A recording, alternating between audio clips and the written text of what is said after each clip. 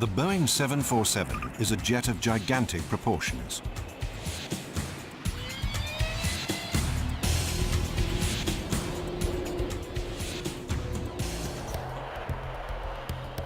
And it still inspires those who work on it every day. The whole world over, everybody recognizes the profile of this airplane. Everybody knows that everything else is just an airplane, but this is a 747. Oh my God, I see one of these take off and flying, and it just 100% satisfaction. You see something you built. The day it first flew, it has kept pace.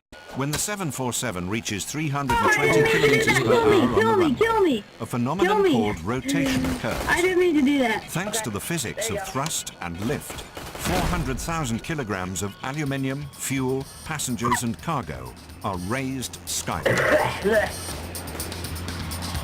But on takeoff, on rotation, the pilot was sitting 50 feet up in the air, and the passenger in the last row of the airplane, right at the back, was about 3 feet from the runway. So you can imagine that's quite a big machine. Takeoff has certainly come a long way since the Wright brothers' first flight in 1903. Amazingly, the total distance of that first flight was less than the 45 meters of the average 747 economy section. Despite the 747's bulk, it's still fast. This jet can reach traveling speeds of 1,160 kilometers per hour. And while the speed indicators in the cockpit don't go beyond Mach 1, sometimes during testing, the jet does. That's over 1,200 kilometers per hour.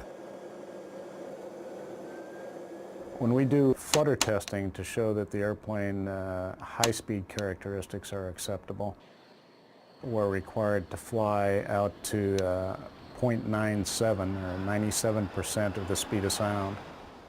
And that's a very dynamic condition. It involves diving the airplane pretty sharply.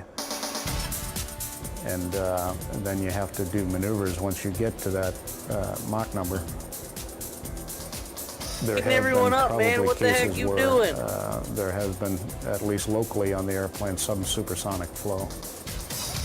What you doing, man? Following its development, airports around the world spent millions to accommodate this new jumbo jet.